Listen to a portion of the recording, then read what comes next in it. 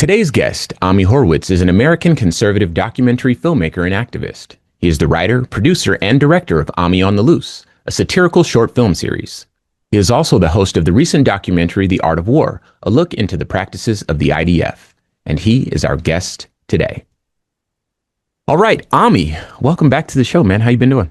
I've been doing great. Oh, love being back with you, man. Super excited for this. Yeah, man. It's good to see you, man.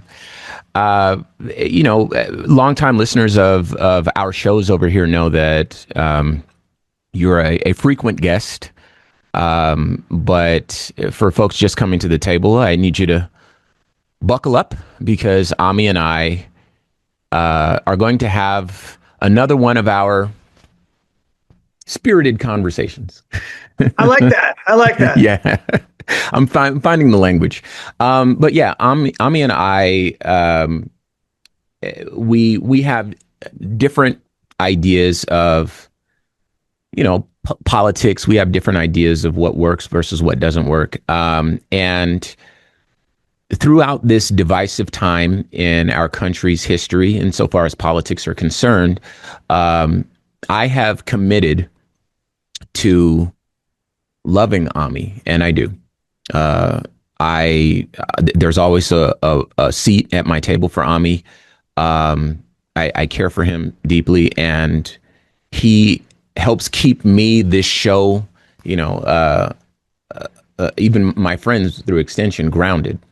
I believe Ami to be a decent man, and therefore I cannot paint with too broad of a stroke, because I do have a conservative friend who feels very differently about me, but I know that he's a decent human being. He is Ami Horowitz, and he's the guest on this show today. I needed you to know that, because if you don't know that, it might sound like me and Ami don't think too highly of each other, and that is absolutely not the case. I've cried with Ami. I've laughed with Ami. We've broken bread. I should ask how your mother is doing. So I check up on his family. How's your mom, by the way? My mom is great. I told her I'm going on today. She wanted me to say hello. Oh, good. And so today, Ami is on to talk to us about a recent short film that he made. So I'm going to let you paint the picture here of the film, and then we'll get into the weeds. Sure. So this little short film was about the disparity in how the white left views the black community. And as you know, that's kind of like a small cottage industry of mine that I do a number of these videos per year, because I find this idea of white savior complex on the left in particular fascinating and frankly disturbing, and that the difference between how they view the world and how I have found the black community to view the world to be very, very different. So in this particular video, we talked about a very controversial topic that's, people have been talking about now for the last couple of years with progressive prosecutors and DAs in blue cities, this idea of cashless bail, and the judicial, and as an extension, the judicial system in general, right? The question that we've been grappling with for many years is the judicial system racist, right? In its core, structurally speaking. And I think you and I come from different perspectives on that. I think hopefully this discussion will have each of us kind of moderate and move more toward the middle, maybe, because you'll understand my perspective. I'll hear and get your perspective. And always, I think the truth lies somewhere in the middle with all things. I think the right wing and the left wing I think they're both wrong. I think they're both hyperbolic. I know you introed me as a conservative, and certainly I have conservative tendencies, but I consider myself to be a truth seeker, wherever that truth leads me. If that leads me to a counter argument, something that I didn't see the first time, I'm open to that. In fact, I want that. I'm here for that. There's some things I skew center left, certain things center right. But I do tend to thread more toward, my baseline is more toward the middle. Okay. I think that's where most of the truth lies, to be honest. Sure. If I may, I'm going to try to paint a picture for our listeners, and I invite all of our listeners to check out the film, please, while we're here. And then at the end, I would like you to plug where people can go and check out this film and some of your other films. Yes, they can go to either my YouTube channel, Ami Horowitz, or they can go to PragerU, which is their website. I know you're chuckling when I say that. We've had this discussion before. Yeah, it's an organization I've been involved for a long time. I think your view of them is a little off, but I get it. I get how you can feel the way you do. Yeah, yeah. We're here to love each other, Ami. You're going to be my brother. That's what it's going to be. You're right. I'm not a big fan of PragerU. I think that they have a lot of harmful tendencies, but I recognize and respect the fact that for a conservative leaning mind and a person who tells themselves that they seek the truth, which indeed there are a lot of people who really feel that way, and people who can see biases that don't reflect their version of reality, PragerU is a soft place to land. And so without speaking badly about PragerU, you can go to PragerU and indeed Ami's YouTube channel and find these films. Now, what I want to do is tell you what I saw in the film, and I'd like for you to correct me. If or fill in any gaps that I might have left out. So one of the things that happens a lot in terms of political satire is you tend to find more comedy, I think, with respect to progressives and on the left. You find more comedy. You find people that go out at Trump rallies and all these sorts of places, and they'll find people who cannot substantiate or provide any logical basis for their conservative beliefs. And, these comedians will make fun of that. Indeed, there's a lot of conservatism that is just kind of funny to progressives that see kind of a better, brighter, more easy path toward a future where everyone has an equitable go at the American dream. And that has not always been true with the right. In terms of looking for comedians on the right making fun of liberals, there have been folks that have done it in the past and tried to do it, and it comes across as sort of mean, and it just doesn't really float the same way that it does on the left, where Ami has kind of found, you mentioned like a niche, where you can point out sort of inconsistencies on the left in hypocrisies and things like this, right? Am I good so far? Yeah, okay. Yeah, absolutely. And you have a sort of a comedic, I don't want to make it seem like it's not silly, it's serious. I think it's an undertone of comedy for sure. That's but what I I'm think, trying to say. Okay. Yeah. But I think I'm not trying to do gotcha. Like that's not my. It's not and that's something you find more on the left, right? Yeah. Go ahead. I'm just looking for, the truth is I'm looking from the perspective of somebody like me. I think it's comedic because I think some of their views are absurd. But I'm not looking to frame it as, look, my point is I want people to hear what, and by the way, so we're clear, I am presenting the argument of not the left of center, like not a traditional Democrat, but more people on the progressive side, the leftist side, Democratic Party. Sure.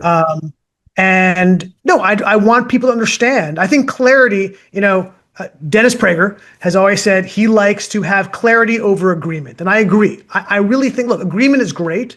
But I think clarification of people's viewpoints is almost more important, just to understand where people are coming from. And that's kind of the point of the videos. Okay. I appreciate that. So in this most recent video that we're discussing today, and I invite you to go back and listen to some of Ami's other conversations that we've had here on the show. But this one is just the order of the day. He goes into, I guess, a community where, as you mentioned, there's a lot of, we'll call them affluent white folks, and you interview them. And you ask them questions like, hey, is the criminal justice system racist? How do you feel about cash bail? Is cash bail racist? These sorts of things. And you have these responses in this video of people saying, of course it's racist. And then they try their best to substantiate these claims. And then you go into a neighborhood where there are maybe less white people, more black people. And the way I remember it is you asked black people their opinions, same questions, and they almost had like the opposite opinion. You would ask a black person, is bail racist? And then a black person would answer something like, how in the world could bail be racist? You know what I mean? Like, don't commit the crimes and then you won't have to even worry about this. What's racist about it, right? And again, it's entertaining, or it's Ami's style is meant to be, again, it's not gotcha journalism or anything like that, but it's meant to be entertaining while being informative at the same time. I'm assuming That's exactly that what I'm going for. That bullseye. There it is. Gotcha. So now, again, you what just only in a forum like this, where we have 45 minutes, an hour to do a deeper dive into it, can you give more context? Obviously, in 3 minutes, there's only so much you can do in terms of contextualizing the argument. You're trying to do it with broader strokes, obviously. But this is why I love this, is now we have to get a deeper discussion on these kind of issues. Sure. So, and I agree. It's important to paint a fuller picture because, I started off saying, no matter what comes at the end of this conversation or at the end of the next 20 conversations, Ami Horowitz is going to be my brother. That's it. So it doesn't behoove me to paint you in a light that is unfair or unnecessarily unflattering. And so I try my best. You never do. I try. Because no matter what comes, if I don't think you're a good person, I think that you're a bad faith actor or something like that, then why in the world would I be friends with you? And if I can't keep my word, then I'm not a person that keeps my word, and that's not something I intend to do either. So I appreciate you allowing me to paint such a full picture. Now, let's get to it. In the film, which I suppose this conversation should be like supplementary material that you might want to check out. But I think we painted a fair enough picture. But in the film, I think your point is to, as you mentioned, your point is to, I guess, weed out the hypocrisies that you find in the progressive side of, leftist politics. And you mentioned the word white savior complex. Now, I will, of course, as always, mount a defense of these people. And I think it starts right here. So, in the film, when you go to a neighborhood like the affluent neighborhood, I don't know the name of it, please. The East Village. East Village, okay. Which is a particularly progressive neighborhood. Like Manhattan is generally obviously pretty progressive. Okay. But the East Village, for example, or like Williamsburg, there are certain neighborhoods which are particularly progressive. And by the way, I that's why I say the name of the neighborhood in the beginning of the video, because I want people to know I'm self-selecting a particular subset of the left. Oh yeah, you're very transparent. I won't take that from you. Now, on this show, we like to think that we empower allies and potential allies. That is the basis of the show. That's why we built the show. That's why we pursued the affiliates, the syndication network, et cetera, to get information to people that otherwise wouldn't have it. And so we're literally writing the book on allyship right now, and how that looks and how people can remain, fortified. And one of the things that we run up against is indeed white savior complex, because there are some people that jump out in front of issues and want all the credit and want all the shine and want all the limelight, and they think that they know best. And they're well-intentioned, but they will, I think, naturally, based on kind of how they've been raised in the world, how the world has shown up for them, they naturally will assume that they know better than 45 million people, or let's call it 40, because you can't get all 45 million on the same page. I wouldn't suggest that, but 40 million people, and they're the one that knows better than all this group, even though they haven't walked a day in their shoes, right? So this is the white savior complex as we understand it. And that is something that I feel is decidedly different from people who have had the bandwidth and have sought the understanding of how the criminal justice system, indeed the entirety of the carceral system, could be biased. I know the word racist turns people off, but we'll say biased for now. Okay. The word racist will come up, so just prepare yourselves. But these people perhaps have had that bandwidth and been able to do these deep dives. People have been able to, whatever.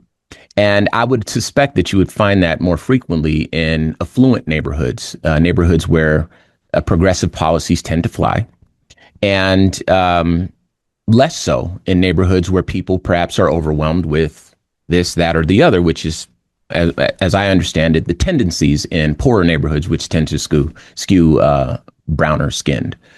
So your thoughts there? Yeah, no, I agree. You ever hear of the concept luxury beliefs? Yeah, exactly. Yeah, I think exactly what that is. It's luxury beliefs that, and I think that in neighborhoods who are less affluent, in more urban neighborhoods, Black, Hispanic neighborhoods, I think they look at it and say, look, life gets in the way, right? I gotta deal with things that you don't necessarily have to deal with, right? You've got more discretionary income, you make more money, you've got a little more leeway and wiggle room to focus on these issues, and we less so. And I think it's interesting because also the particularly when it comes to issues around crime, those are more acute issues for people in inner city neighborhoods, right? Because they're on the tip of the sword when it comes to that. They're the first person who have to deal with higher crime rates. Less so, I mean, not zero, obviously. If crime goes up in a city, it goes up generally everywhere. But clearly, it's a more acute issue in the Bronx, in Harlem, than it is in the East Village or Tribeca. So I think that oftentimes when you deal with issues on crime, I've done a number of these videos where I discuss, defunding the police, for example, and the same structure of video. And I go to a Black neighborhood and they go, we don't want that. We're the ones who there's more, we have more issues. We deal with more issues here than you do in those white neighborhoods. And therefore, we have a slightly different perspective on it. And by the way, it's a more nuanced perspective, right? It's not like they're saying there's no racial bias whatsoever in our world. Obviously, they accept that and they understand that. Of course there is. But they understand also the flip side of that is, hey, but we also want to be safer. We also want to have less crime. We want to have the ability to live our lives like anybody else. So I think they tend to have different perspectives than those luxury beliefs of the progressive white in these cities. Now, the films, when you do have, I guess the dividing line is between white and Black, and not all of your films are follow that divide. No. But when you do have these films, you're absolutely right. There are a number of Black people, and I don't imagine, I don't know what your editing process is, but I want to just say how I feel. I don't imagine that you go out of your way to select people to give you the outcomes that you want. These are probably honest interactions on the streets, and when it doesn't fit your narrative, those go up just the same. So I would imagine that's true, and you're affirming that right now. And by the way, I've had videos where I came in with one perspective, and my perspective was totally flipped because that was not what I got, and the videos go up. And by the way, those videos tend, I think, to be better videos than the ones where my confirmation bias is confirmed, Sure. So here's the thing that I would like to offer that. So now you and I are having a conversation. My understanding of what life is like in the inner city. I've been Black for all of my life. I was born in Compton, California. Until I became an adult, I never lived in a good neighborhood, what would be considered a good neighborhood. I was surrounded by gangs and all the crime and criminality, all that sort of stuff. And because of some fortunate circumstances, I ended up on a path that allowed me to not only have that perspective, but to see kind of the holes and to see sort of the chinks in the armor, if you will. So my understanding is that when it comes to things like police, it's complicated, as you mentioned. I want to get to the prison industrial complex and cash bail and all that sort of stuff, but this is a great place to start. When it comes to police, when you're in a neighborhood where everybody is poor, and people are fighting each other to survive.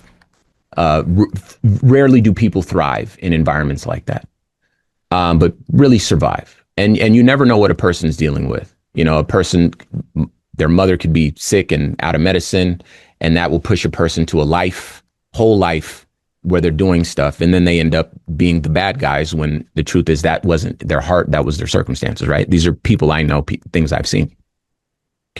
But they're bad guys nonetheless. They do the bad things, the things that you and I would consider to be crime. The only way to pacify to deal with that. For the rest of the people in those communities, the only thing that they see as being a line of defense, it's realistic, is either an opposing gang or like community policing or whatever, which, to be fair, as you mentioned, that's a luxury for people that have time, bandwidth, space, not working 2 jobs, raising kids, all that sort of stuff, or the traditional police. And so when you imagine what life might be like without police, or with police being defunded, because that's an alarming thing to say to a person that cannot conceive of the next step. Why would you take money away from the police? It sounds like no police, right? You're very likely to get some pushback because, hey, this is the only thing keeping these people from breaking into my house. I don't even have much. If they took what I have, then I have nothing, and I have responsibilities. I'm a Homo sapien sapien. My drive to live, based on the nervous system that we all share, even plants and animals, is very strong, and I want to live, right? If you take away the police, then I'm vulnerable. I can't fight back.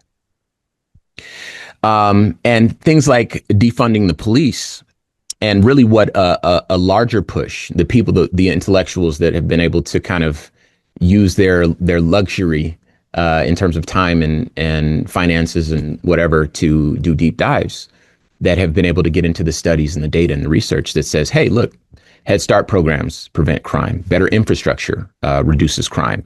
More job opportunities reduce crime. Nobody is born in the ghetto and says, you know what I want to be when I grow up? A drug dealer and a gangbanger. Nobody says that. People want to be, little kids, they want to be basketball players and doctors and firemen and all that sort of stuff. Life gets in the way, as you mentioned. So rather than dealing with, okay, let's put resources in these communities that will actually impact crime, that will prevent the necessity of crime, and have it marketed that way, it comes across as defund the police. And then people push back against that because they cannot conceive of the other reality. Now, defunding the police is an idea that never, in my estimation, never fully got its day in the sun. But I think that because of there's this sort of duality I find in conservative circles where they will say things like, for instance, Chicago comes up quite a bit. Look at Chicago. Why not focus on what's going on in Chicago? Why not focus on black crime, right? I may have shared this with you before, we've said this before on the show. Ami is a Jewish man. I learned a story when I might have been in like the 4th grade. It was a heartbreaking story, and I carry it with me, and I'll carry it with me until my last day. I was told in the Holocaust, during the Holocaust, that the German soldiers would sometimes put Jewish people in a train car where they couldn't climb out, and they were very hungry, and they would throw a bread in the train car, and then the Jewish people would fight each other, and they would kill each other because they were hungry. And I never liked that story. And I think it's an awful thing for any human being to have to endure. But one of the things that it showed me was there's no such thing as Jewish on Jewish crime. There's only circumstances that will lead to that. This is my understanding. I recognize that your understanding might be different. You might believe in the idea of black on black crime, and you might think that the people that you've interviewed that have discussed at length their opposition to defunding the police is a reality that black people want to stay in, and that it is the white liberals pushing a narrative of defunding the police onto them that is not realistic and is not desired by that community. Now, I said a lot. I want you to reflect on all of it. Take as much time as you want, but that's, I think, a good starting point for this conversation.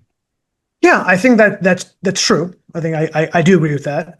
But look, this idea of black on black crime is most crime, particularly most violent crime, is always within a race, right? Because people tend to group with each other. So is most of the crime committed by a black person black on black crime? Yes. Yes. Is most crime committed by white people committed against other white people? Yes. Yes. So black on black crime is sometimes used as pejorative, and I don't like that. Nor do I want that to be the case. I think that what's interesting is you made a point that some of the things, like I said, look, I go where truth takes me. I'm a truth seeker. And, when you bring up the idea of, the left is brought up more than the right. The right tends to, and they're not necessarily incorrect about this general, painting of a general brush. The right focuses more on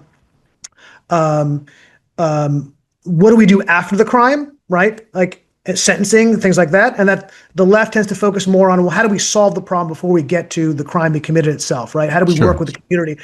And by the way, I think they're both true. Sure. And I think where the right fails is that you're right. I think we should focus more on a lot of the issues that you talked about, the issues within the community themselves. And how do we solve those problems before we get to criminality, before we get to higher crime? And you mentioned a bunch of things about how you helped to solve those. I think I would add to those things that you talked about, which are all true, is also education is a key to, education is always a lifeline to anyone to succeed. White, black, poor, rich, education is always the key. Certainly Jewish people have focused on education. I think it's a not small part of why Jews have been more successful as a subgroup than others. Mm-hmm. And I would also focus on familiar, and this is where conservatives are, I think, correct, is that they focusing on the nuclear family. I think that always, it's so funny. If you look at if you look at crime and success in education, and then by subgroup, and it pretty much goes, Asian, white, Hispanic, black in terms of this tree of success, and then you look at the number of intact families. It also goes the exact same way. Number one intact family, Asian families, and then white, then Hispanic, and black. I think those are a lot of would solve some of the problem for sure. But I think where the right falls down is focusing less on the issues that criminality stems from and focuses more on jailing, right? And I think that they're both part of the process that need to be dealt with. Yeah. Thank you for that.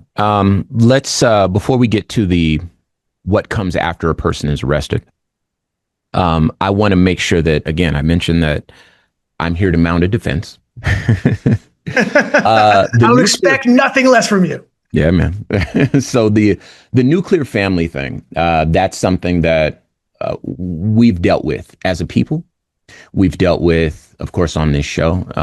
And I recognize that this is a conversation that has been had many times before.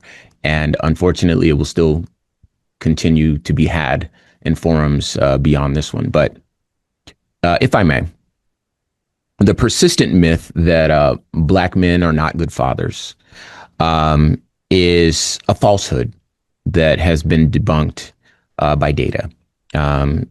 I famously have said many times on this show that the Center for Disease Control debunked this using data and scholarly research back in, I might have been like 2014, something like that, 2013, 2014. And it took a long time to get to that point. Indeed, for folks that actually want to do this research, you'll find that black men are the most involved fathers of any racial group. That is factual. That is based on data. That is not conjecture. That is not speculation. That is an objective truth.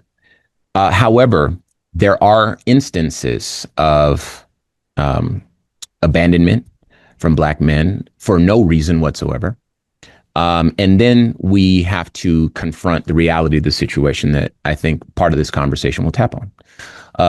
Black men die for one reason or another, come from rough neighborhoods. It's fairly easy to lose your dad to that sort of lifestyle. And then black men are imprisoned. And both of those two things affect black people significantly. And as a result, they affect black families significantly. And so for this idea that family structure somehow leads to better communities, it's sort of like a snake eating its tail sort of a situation. If we stop locking up black men and we deal with the circumstances that prevent this sort of starvation behavior, then we have more black men taking care of their families in the home, supporting black women, et cetera. And if we continue to over police these communities, then we are exacerbating the problem that we're blaming Black people for having. We can't blame the Black men for not being in the home if we're the ones that put them in jail, right? And again, this very part of the conversation, we could do a 3-day seminar on it. We don't have that time today, but I just wanted to make sure that I said that I have to be responsible with this forum, and my listeners would expect nothing less. And I appreciate you letting me share that. If you want to respond, by the way, you can. I am down for a 3-day forum. Hey, look, man, I would love that, actually. Okay, man, we'll put it on the calendar. I'm not opposed to it. All right, so let's get to the cash bail system. Now, full disclosure, Ami, I have had this conversation with some of the great champions in this field who oppose the cash bail system. As a result, I have my notes from these conversations. And throughout this conversation, I would like to share bits and pieces of data that I have received either from them directly or I've researched myself. Right.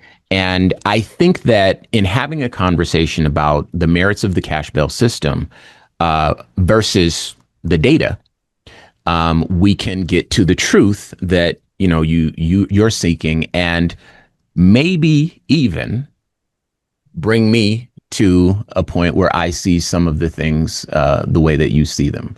And by the way, vice versa. Yeah. Well, that's what I'm saying. Both of us might learn something here, but I want to start here. So, can I say one thing before about cash bail please. In general?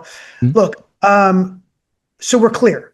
I am sympathetic to the argument that we shouldn't have a system that it says, well, if you have more money, you are able to get out more than somebody who has less money. Mm-hmm. I totally understand that argument. It actually doesn't make a lot of sense to me. And certainly we don't want any situation where you have a white guy who's rich, who committed murder, going free because he had he was able to bail $1 million, I'm throwing a number out, versus, a poor Black guy who had a much lesser crime sitting in jail for 3 months waiting for detention. Like, I am, by the way, totally open and sympathetic to that argument. And that argument actually resonates with me. It makes a lot of sense. Okay. I appreciate you saying that. I think that the people in the documentary, the Black people that opposed the white narratives, I'll say it that way, the leftist white narratives that came initially in the documentary film, those people, I guess without fuller context, indeed sounded like the cash bail system works fine. Nothing to see here. Why would you let criminals back out on the street? And I would imagine that there are some people who have not heard this conversation from me or from you yet that might still feel that way. And so for the sake of the conversation, we will discuss it. The things that you don't feel strongly about, say them. I'm not painting you with this brush, but we're indeed talking about the results from your film. And of course, my job is to defend the narrative, and it just so happens to be the case that the narrative exists with the far left. Well, they weren't far left, progressive left folks in the East Village, I want to say. So, so I'm going to share a statistic. This is from Pew.org. I'm using the data from JDI, which is Jail Data Initiative. Pew researchers examined race in recent jail populations, admissions, and lengths of stay. Of the JDI data set, 595 jails had data for 2022. And here's the important part. Within those facilities, Black people made up on average 12% of the local community populations, but more than double that of the jail populations, right? So this, I think, firmly establishes that Black people are overrepresented in jails. Okay? No argument here. Okay. I want to share some more. In 2019, in all 3 counties, Black people were admitted to jail at a rate of at least double and sometimes 6 times that of white or Hispanic people, and spent up to 12 days longer in jail than white people. So now we're not talking about prison sentences, we're talking about jail sentences. Yeah. And this isn't necessarily sentencing, because some of these things happen before Black people get to trial. Some of their jail stay takes place before they get to see a judge, rather. Yeah, so pre-trial detention. There you go. That's what I'm looking for. Yeah. So what we have here, though, is that Black people spend significantly longer than other races for whatever reason, okay, in jail. So they make up a higher percentage of the population and stay incarcerated longer. The other thing, Black people were admitted to jail at higher rates than other groups for both misdemeanors and felonies in all three counties, and typically spent the most time in jail for felonies. Okay. So now we're talking about harsher sentences, like longer sentences if your skin is darker. Yeah. Well, let's do pretrial detainment first before we do sentencing. Okay. So, yeah, go ahead. Do you want to respond here?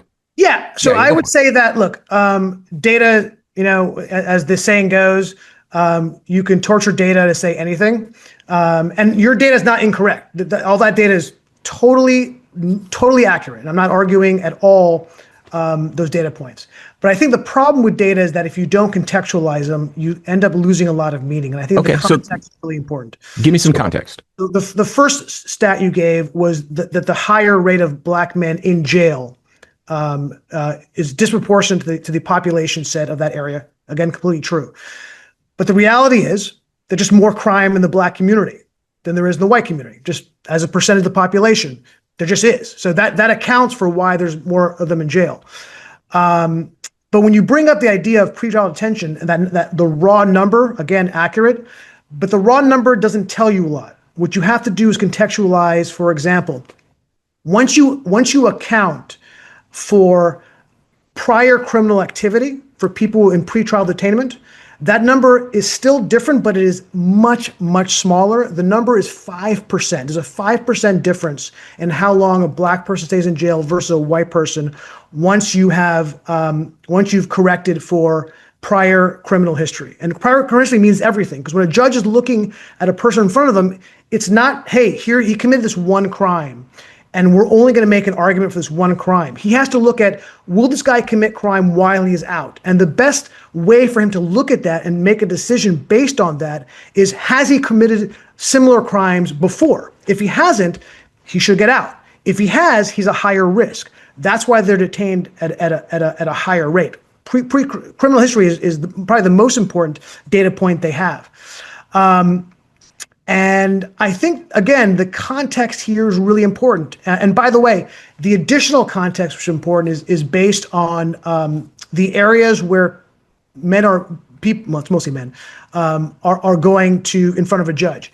So in urban areas where there are more Black people versus non-urban areas where there are less Black people, there's in general, white and Black, there is a higher level of pretrial detainment in those areas, because judges see a lot of people. They're, I don't know, but a lot of them, I'm guessing is they see so many people, they just keep them in jail for longer, as opposed to areas where they see less criminality, they keep them in jail shorter periods of time. So that number that you mentioned is an average across the country.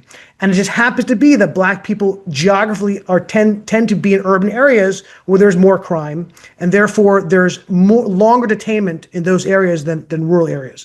So I think the context is important for those numbers. And I think it does explain a lot of it. It doesn't explain 100% of it, but it does break it down significantly. You tend to say that it's within, they say 3% is significant, is statistically insignificant. Pretty much those, when you control for those two things, it brings it down to 3% or less in terms of how much longer they're detained for.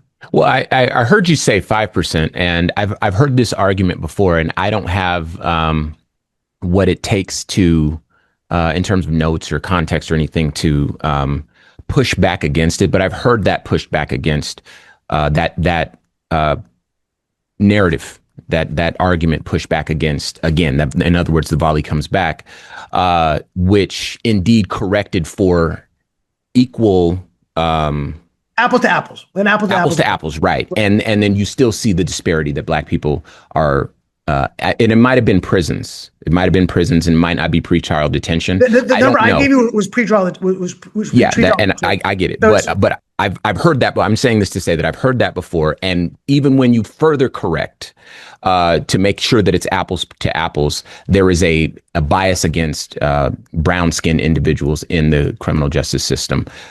full stop.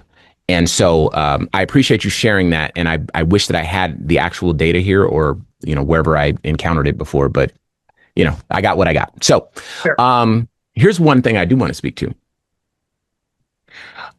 You mentioned that there are more Black people in jail because Black people commit more crime.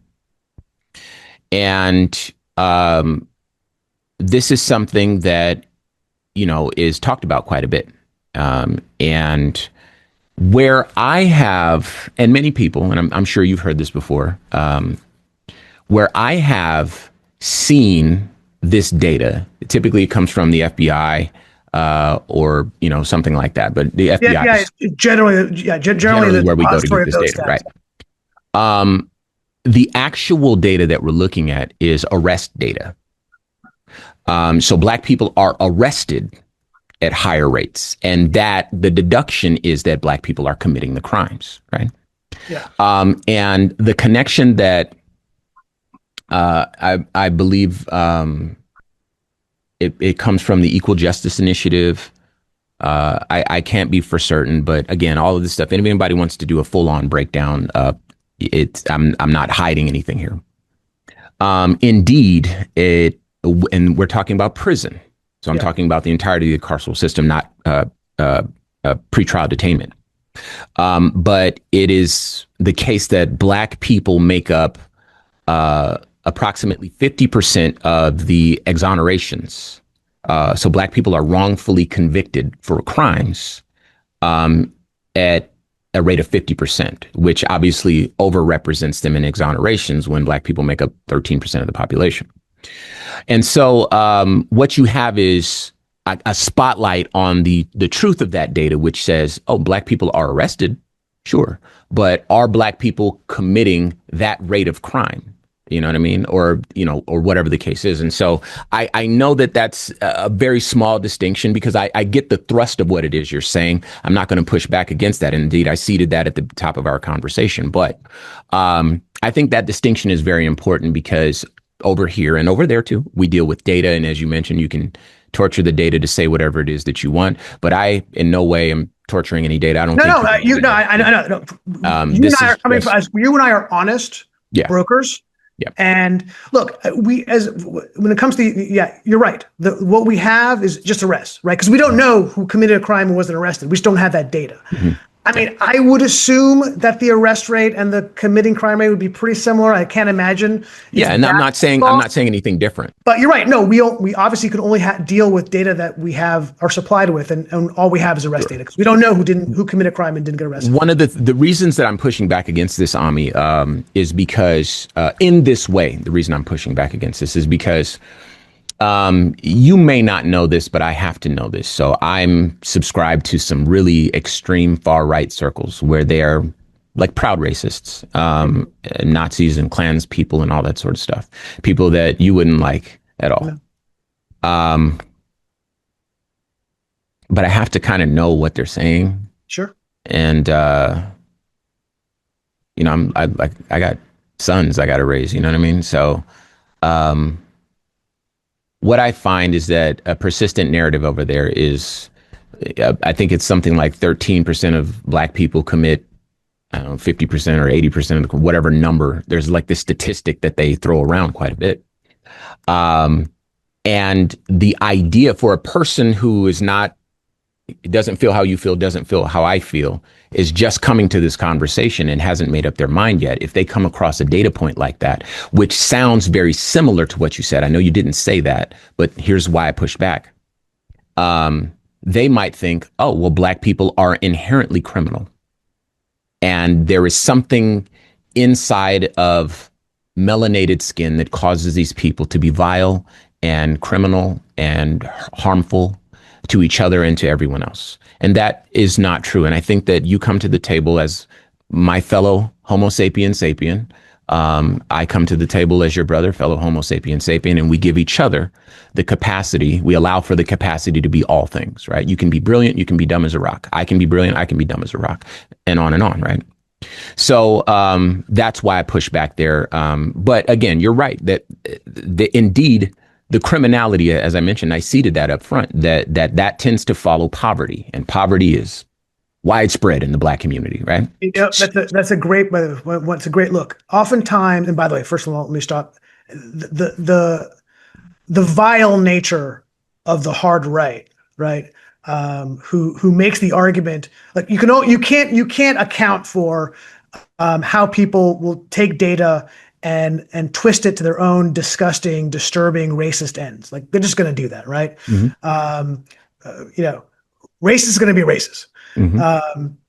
But yeah, oftentimes and this is really interesting. We oftentimes conflate race and class. And you're right, because more poverty, one can argue there's it's a class issue versus a race issue for sure, right? And that it happens to be Black people commit more crimes because they are poorer than the general population, and therefore it tracks more with class than race. Yeah, obviously it's circumstance, based on circumstance. So it's forth. Both, Yeah. But yeah, look, I mean, yeah, no, you're right. Yeah. I think that it's both. When you're right, you're right. You're right. I tell you, you're right. Yeah, no, and likewise. But yeah, in my estimation, I think it's both. This country has this was founded as a country where one group of people, unlike other forms of slavery around the world, one group of people and the babies that they had and the entirety of their lives were commodified and commercialized at best. At worst, they were like, how we have laws that says that you can't interfere, violate animals sexually. Oh, okay. I was like, what do you mean? Yeah, I'm trying to be, there were no such laws. You were just property, like a shed or a tool or something like that. Right. And so this country being founded under those circumstances, where there's a permanent subclass. Initially, they thought that there was going to be a permanent subclass delineated by the amount of melanin in your skin. And then the subsequent 100 years of Jim Crow, like actual governmental laws saying these people can't do this and these people can, right? Has caused the framework of the racism, visible or invisible, to a person like you, to a person like me. I see more of it as visible. You perhaps may see more of it as invisible. I'm not picking on you. I just recognize that we have two different walks in life. And then add to that class, which class is something that has affected societies around the world since the beginning of people, right? From the beginning of people. Right. So because race wasn't introduced as a construct, social construct, until I believe like the 1500s, 1600s, the term white didn't exist. It was. Is that right? Absolutely right, man. So how did one? Well, there were no white people in the Bible. You know why Jewish people are white people? Is because of a case, I believe it was in the 1920s, of a Middle Eastern gentleman who was a security guard. He arrested a young man who was the child of a senator or something like that. He wasn't a citizen because only white people could get citizenship. And the father of the child that was arrested says, hey, this arrest is invalid. It shouldn't count because he's not a citizen. He shouldn't have that job. This case makes its way to the Supreme Court. We talked about this on the show. I forget the name and all this sort of stuff, but it makes its way to the Supreme Court. And the gentleman who's at the center of the case, the Middle Eastern gentleman, says, Your Honor, what race was Jesus? And rather than say, Jesus was Middle Eastern, Jesus was a Jew, they said, okay, you're white. And all of these people are white, right? So this is how that term exists in this country. Middle Eastern people can check white on the census and all is fine. Yeah, in terms of the term white, that's my mom, and let her know that she's a white person. She was born in Iran. I think she might be surprised by that. Yeah, according to the laws in this country, absolutely, she qualifies as a white human being. But in terms, because there's no scientific basis for race, as you know, did not help me on my college application process. I bet it didn't. But yeah, the term white, again, don't get me wrong, and it's been a while since we've covered this, but it came about. There was actually one person or one group, and I feel like it might have been either Portuguese people or Spanish people, that originated the term, but don't hold me to it. The idea was at the beginning of the slave trade, you needed to, again, delineate the slaves from the non-slaves.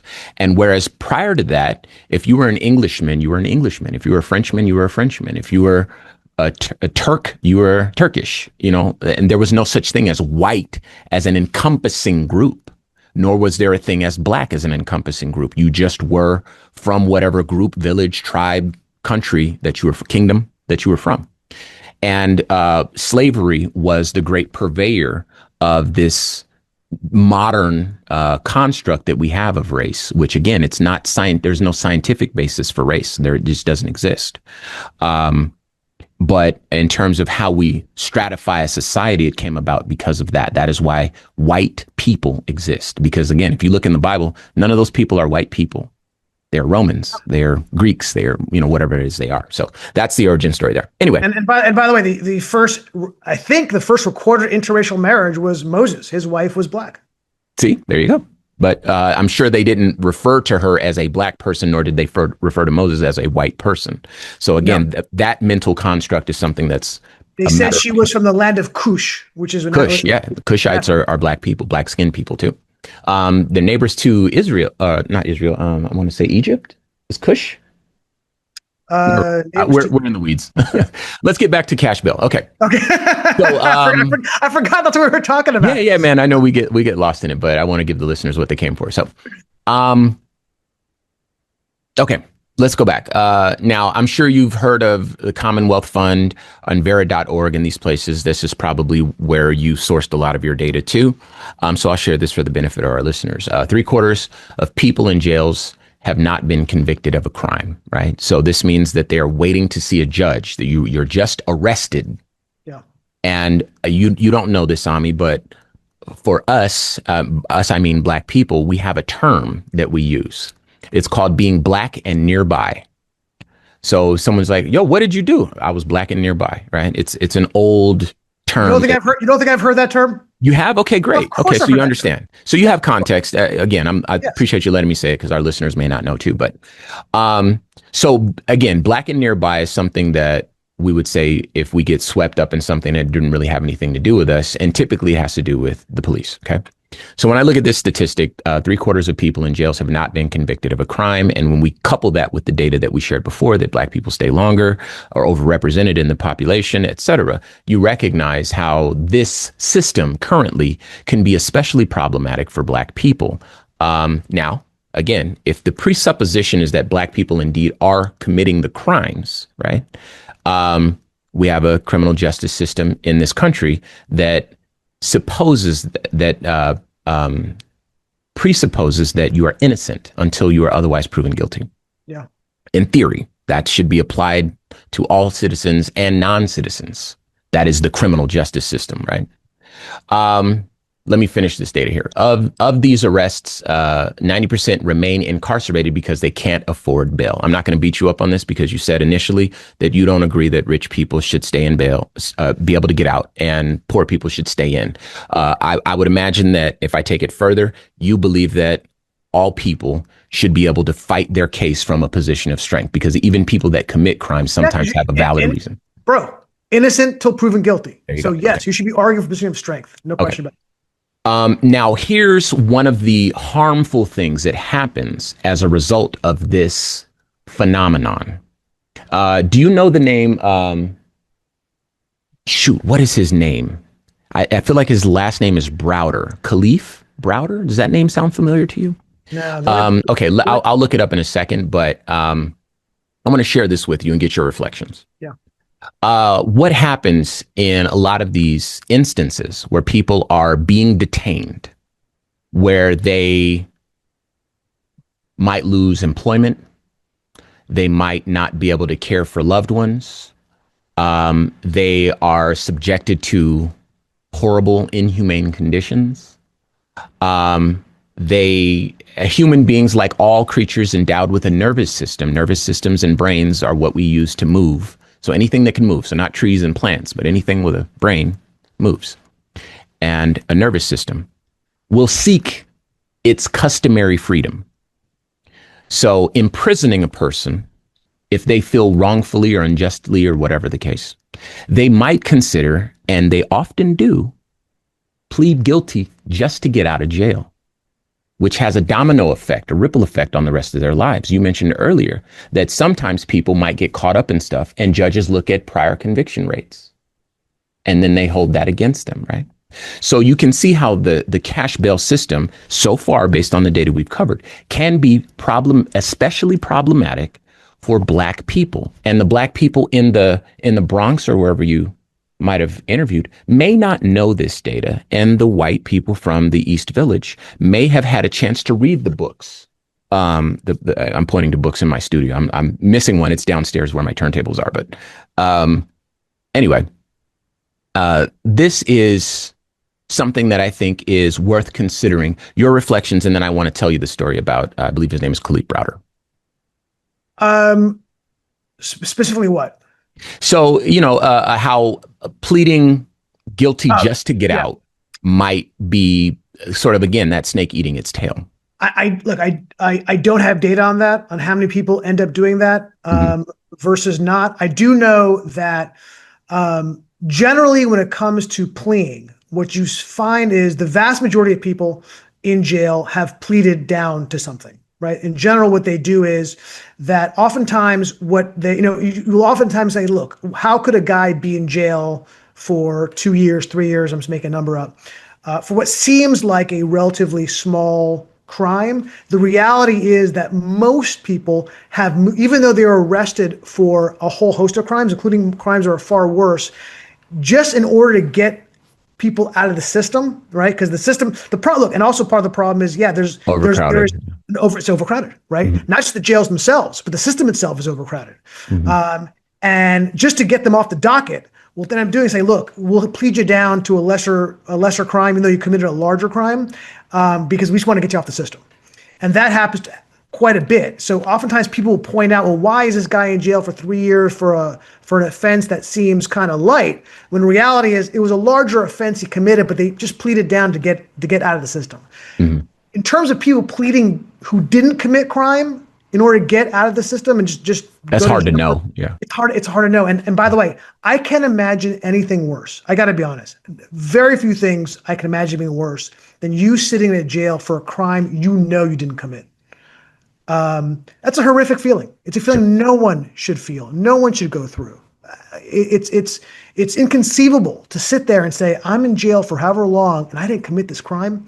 It's terrible. And I want to point out one more thing because we talked about policing for a little bit. We're not here to talk about policing as much, but you brought it up. I think it's important.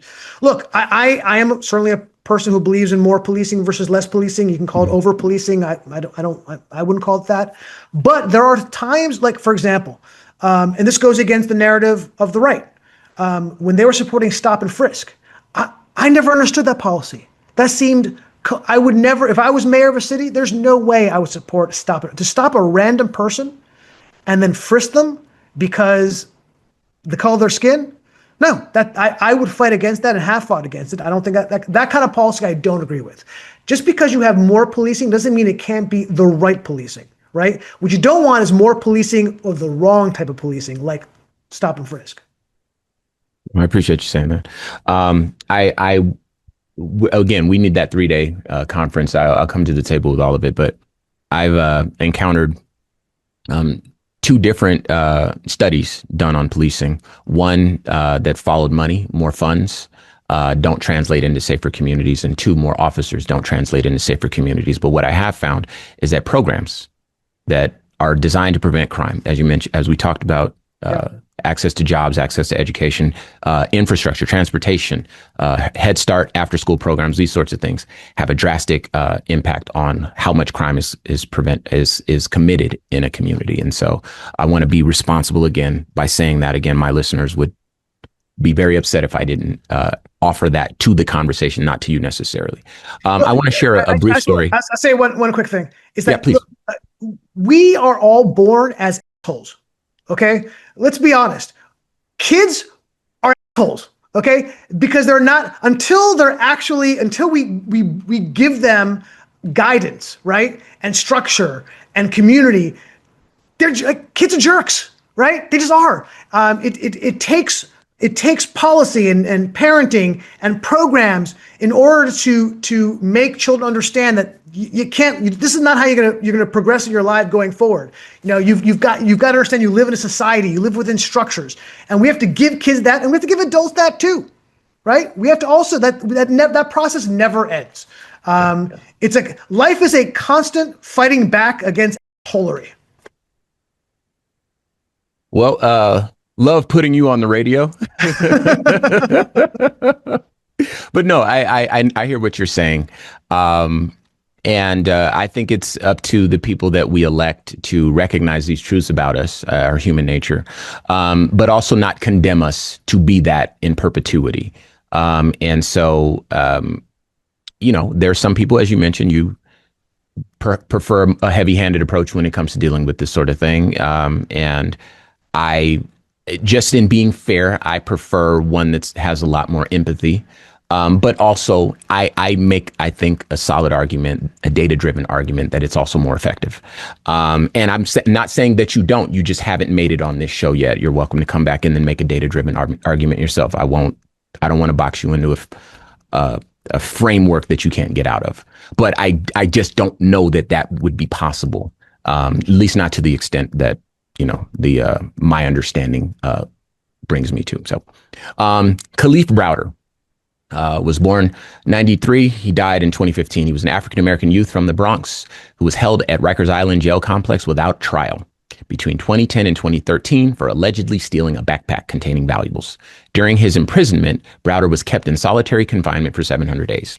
2 years after his release, Browder hanged himself at his parents' home. His case has been cited by activists campaigning for reform of the New York City criminal justice system and has attracted widespread attention in the years following his death. Now, that's a little bit of background. That was indeed his name, but he became sort of a beacon for people to take a look into this phenomenon where you can be held, imprisoned, not convicted of a crime, and never have your day in court. Or have them kick that can down the road continually. And in his case, they offered him plea deals or plea bargains or whatever the case is. I know people personally who've done this. And again, we cannot know if a person actually committed a crime or they didn't. The closest we get to the truth is whether or not a person is convicted. But I have encountered the data here.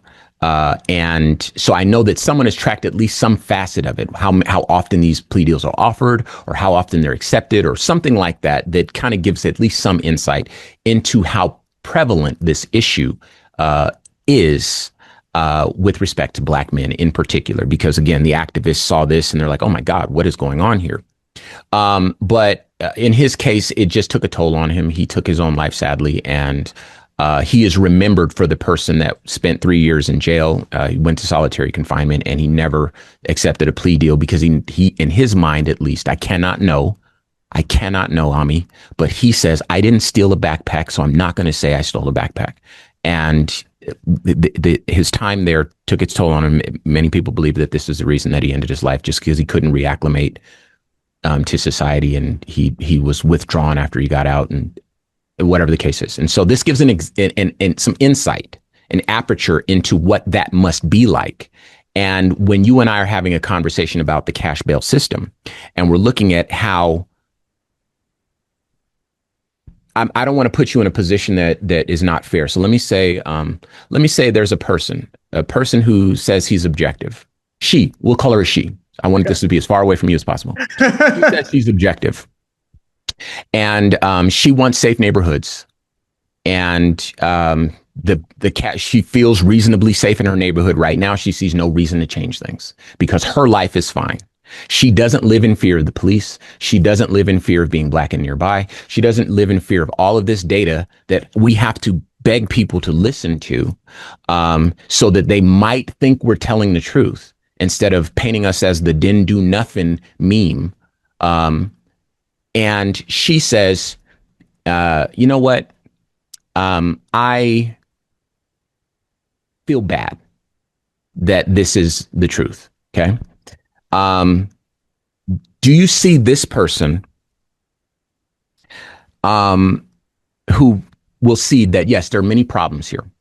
cash bail is problematic on some levels, but the levels where it has been problematic have not made their way to me yet.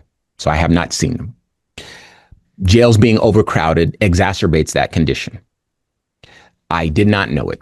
Do you see this person maybe deciding that, crime prevention has its merits, sort of not defunding the police, but I guess the step 2 of the defunding the police, that has its merits. And I can see this criminal justice system as the intersection of race and class, disproportionately affecting my brothers who are black or brown or otherwise marginalized differently than the rest of the population. And as a result of that, I will call it what it is. It is a racist, classist system that allows privilege to exist where it shouldn't, and it condemns poverty, not merit or lack thereof, where that maneuver would be unjust. Could you see a person coming to that conclusion? Sure. Okay. Do you see that person coming to that conclusion in the East Village? No. No. I mean, yes. Yeah. I mean, yes. In the East Village, yes. Okay. Gotcha. What's fascinating is, okay, so there's a really a couple of very interesting studies about, and this is when it comes to, look, I'm not going to argue to you that the judicial system doesn't have significant structural issues. It does. I don't think it has racial issues. I think that the issues are outside of race. I think one of the great arguments on how it's not a racist issue or a race-based issue is the studies have been done by, I think the 2 that I saw were Harvard and Penn State, and they looked at hundreds of thousands of cases, and they looked at, I think it was 77,000 different judges specifically, and they looked at the black and the white judges, and there was no statistical difference. Okay, go ahead. Between the black judges and the white judges in both how they dealt with pretrial detention and sentencing. To me, what that means is it's not an issue of race overall. That yet one could argue the class argument is in my view, a better argument that one can make. And I think there's merit to that, particularly when it comes to, like I said, when it comes to bail. It isn't fair that somebody with more money has an ability to get out and a poor person doesn't. I think that the system should be structured in the judge should look at somebody, doesn't matter what kind of money you have, and he makes a decision. Look, based on your criminal history, based on what you're saying to me in court, based on my years of judgment, do I think you're going to commit more crime being out on jail? If I don't, you should be out of jail and fight your case. And if I think you're going to commit more crimes and be a dangerous society, you should stay in until your case is seen. And by the way, I also think there needs to be expeditious trials. I think the system is so clogged, it takes way too long, and people are sitting in jail. Rikers is a horrible place to sit in jail for months before you're seen for a judge. That part needs to be fixed. I totally agree with that. Yeah. But it's just hard for me to look at the data to say it really is race-based versus other issues. Yeah. And I think that a popular narrative, maybe narrative is not the right word, but a popular, maybe a trope or a stumbling block or something like that, whatever the word is, that exists is that people on your side don't see race because you don't want to. And people on my side see race because we want to, right? Yeah. And you said something earlier that by the confirmation bias is that we all suffer from it. We all suffer from it. I do. I see myself. I have to check myself a lot because we tend to see what we want to see, and I think we all need to step out. This is why we're having this. You're not afraid to have this conversation because you want to see the truth, like I want to see the truth. Yes, we both come from different perspectives. But when you give me data, I go, that is something I need to contend with and deal with. And when I give data, it's something you have to see and contend with. And you and I do that, but we all suffer from it. And that doesn't help our society when we're just in our different little silos and refuse to look out of it. That's why this conversation is so helpful and I think so important. Okay. Thank you for saying that. But what I want to submit just for my friend Ami, is that a racist structure or superstructure can exist while being propped up by Black people. There were Black slave owners, right? Black people owned slaves, and they were some of the harshest slave owners in the country. Even the white folks that saw them were like, "Yo, you going OD with that," because that was the economic model that made the most sense during that time. There are Black people that hate their Blackness, that they espouse proximity to whiteness. There was a story that we covered widely. You may have heard of it. There's a gentleman by the name of Tyree Nichols who lost his life in Tennessee because he was beat to death by, I think it was like 4 or 5 police officers. This was in 2023. It was a high profile case. They were all Black, and they beat him to death. And I will still say, with all the data in the world, that policing is biased against Black people, right? And the word that people don't like for me to use is racist. So I can say biased against Black people. And I can use that as an example, just the same as I can use when Rodney King was beat. You know, that was another high profile case. I can use a number of shootings and all that sort of stuff, right? But more important than all of this, like anecdotal evidence, is I can look to data, and like you do, and where you see judges that are Black, that are convicting at similar rates to white people, and you don't see racism because you see Black judges doing to Black people what white judges do to Black people. I see a racist superstructure doing to Black people what the racist superstructure does, which is there are biases against Black people. You know, and I live in this particular space. I live in.